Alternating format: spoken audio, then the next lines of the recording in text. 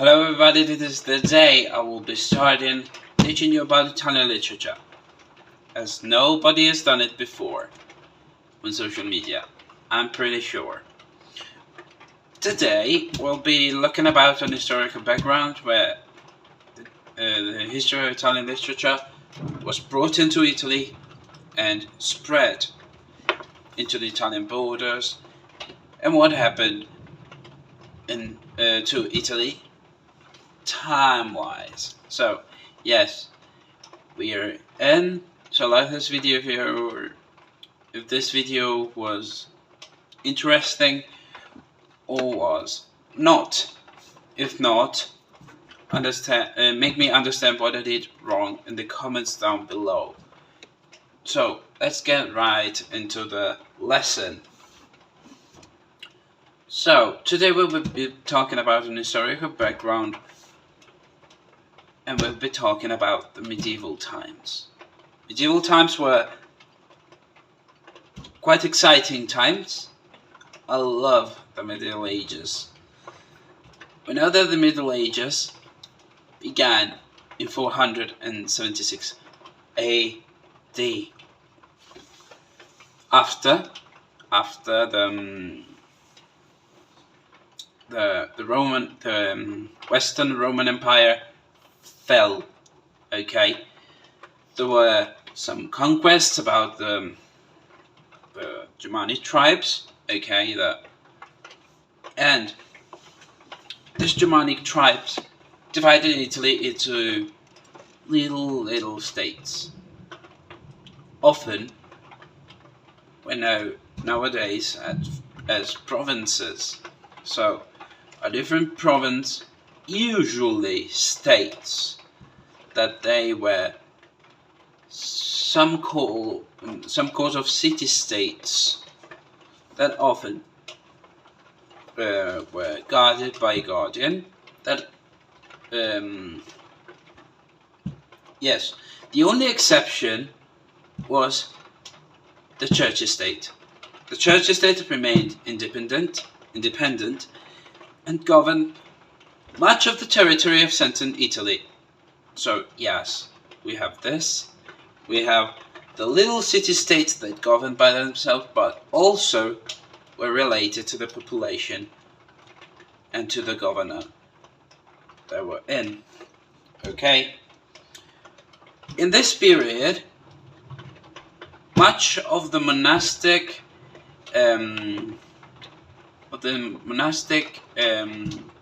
groups were born. For example, the Franciscans, the Dominicians, and the Benedictines. Okay, for example, in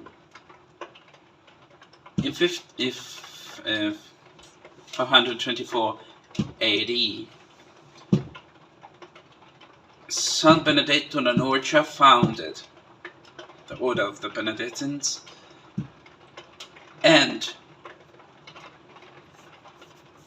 his law was brought into this church estate, was brought to the Pope, and then, of course, it went into administration, and with the administration of the church estate, of the papal state, they went into practice. So they were officially a monastic order.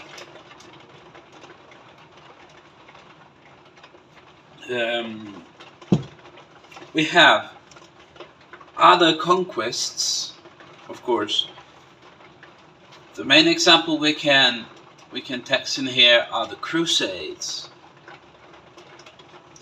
The Crusades were began by Pope Urban II in 1095.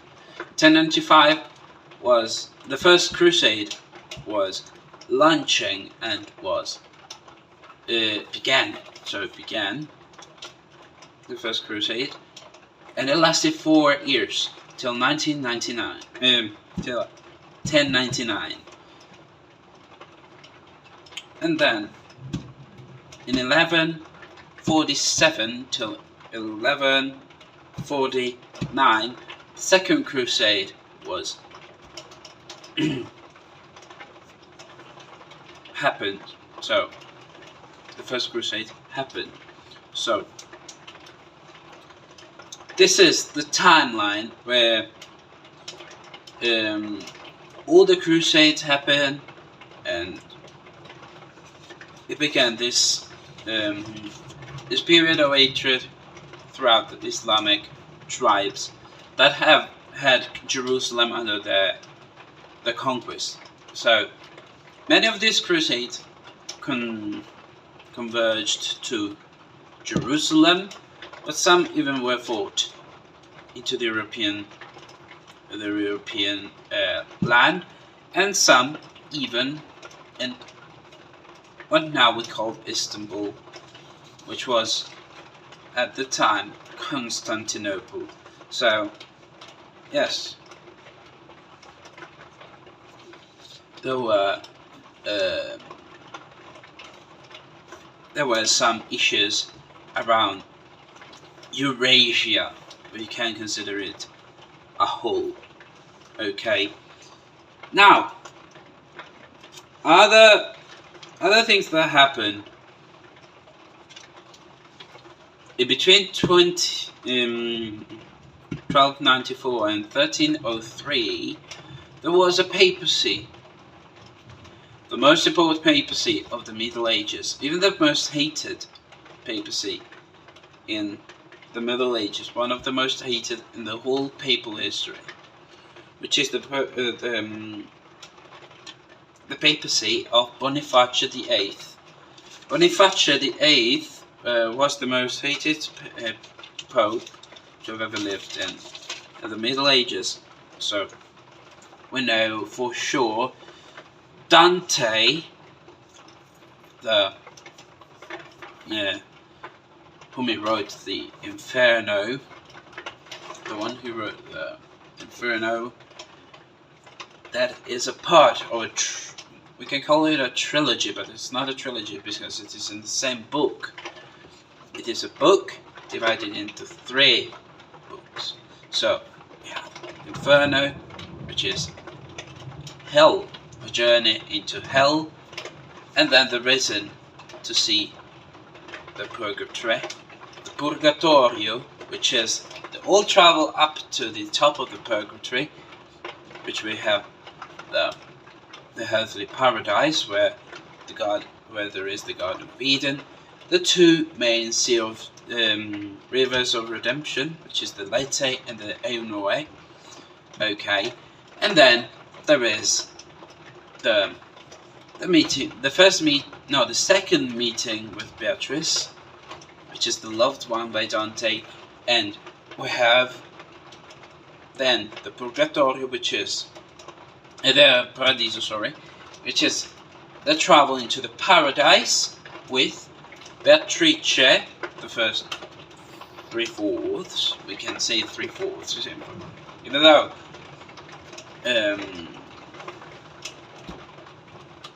even though it went all the way up, but when they were up, she could understand she was not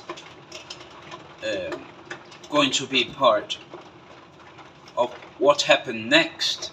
So we have another guide, which is the representation of the mystical appearances of our Lord God. So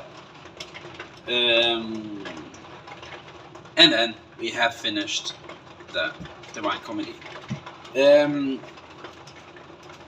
Inferno, we know for sure that Dante's put in Boniface and Boniface VIII into hell, into the Inferno, because even though if it's not that, because he the plot of the Divine Comedy is hosted into the year 1300, so 3 years before Bonifacius' death. So he's still not dead, and we can describe from that he's not dead, but his soul is still redempted into hell. So yeah, let's not argue about that, because we can get into more detail when we talk about Dante, which is a couple of lessons in front of us. So we have still the origins to discuss. This period was also the period that started the sort of battle between the state and the church, because the church has had the power to govern other states out of the papal state, okay, with the influence that the religion has, okay, but the emperors, so-called emperors,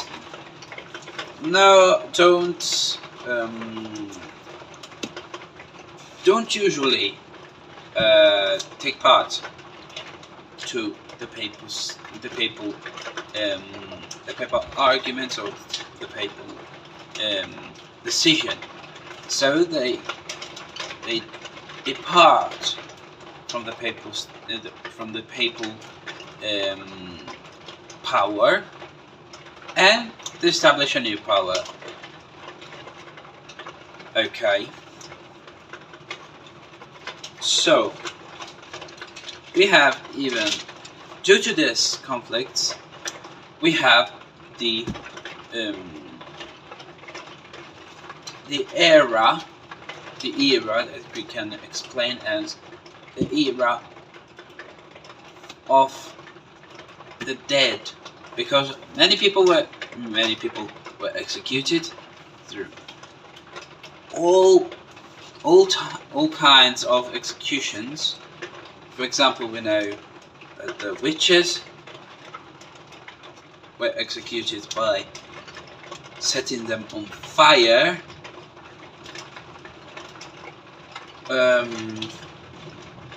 That's an example, but many people were executed in many ways. So there is a good, there is many things to explain about the medieval times. We have even hygiene problems. We have even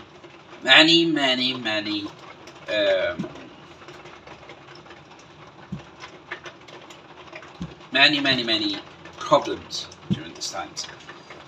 Another thing that I will mention in this video, and I think it's the last thing, we'll do probably at part 2, but there are many things to say about an historical background. Then in the next video I will be talking about the origins, the true origins of Italian literature. So yes, here is what I'm talking about. So we have the a big change into literature, which is the characterization of as the vulgare, which is the language expressed by people. So it comes from the Latin word vulgus, written V-U-L-G-U-S, which means people, which means power, which means the what we can call the third estate. So we have the nobility, the church, and the people. So not the nobility, of the church, but the vulgus, and I remember written VULGUS, which means the people, the population. It's the language spoken by the population. And we can consider the vulgare as the English of today. Yes, anybody could speak vulgare, even though they had different dialects, they have different variations of this vulgare, but they could understand each other in between different populations. So we have the vulgare as the language of the people, and this language of the people is now considered like English. Everybody could understand, everybody can express somehow in these languages. So even the vulgare comes from the Latin. The Latin is the usual, what we usually connect the literature to the Roman era. So with the medieval times, we get an understanding.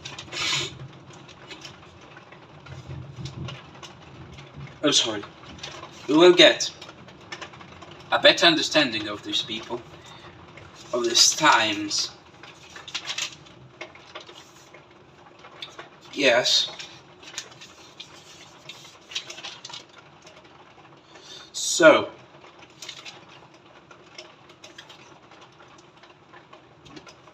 the vulgare is what now we will consider like a Romance language. So Italian, Spanish, French. Not French, because French was born from the old French languages, so we will get in that into the next video, which is the Italian Italian literature origins, which we will understand it came from France.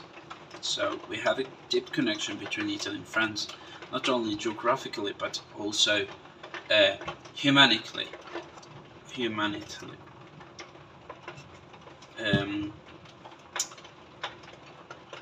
Humanistically, okay. So from from the literature point of view.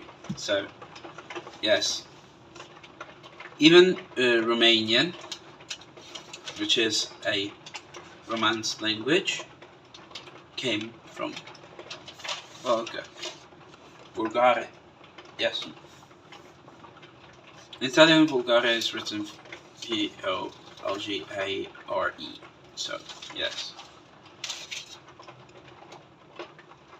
Then last argument, last topic, and then we're all done. Are the cultural center in the Middle Ages, which are the theaters. No, not the theaters, the churches. Also the theaters could be, but not particularly in this moment, because when I studied theater, the history of theater, the teacher expressed us that the medieval types of theaters were the via crucis, written VIA space CRUCIS, or all the ceremonies that we have in our churches. So, of course, the cultural centers could be churches, theaters, and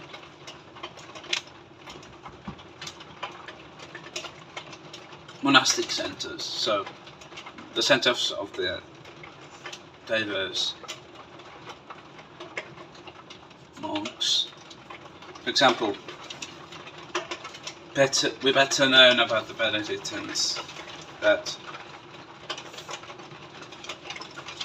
express the culture throughout the manuscripts that they wrote. Yes. And then we have the universities.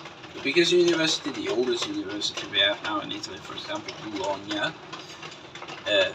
They were born, in the Middle Ages. And they're still on today, so we can say they're good. They're also instructing new students to pass their tests. So for today we are done for a lesson. I've been trying to summarize, but there's a lot going on into this time period, and all time periods that we will successfully and in the future explain. So I'm using this book, which is by my Italian literature book in a high school. It was my Italian literature book for the third year. When I was in the third year, yes. So let's hope you like this video. It was very hard to summarize this far, all the top concepts of the Middle Ages. Hope you understood what in the Middle Ages was going on and had a better view on the Middle Ages. So, good to see you. Bye.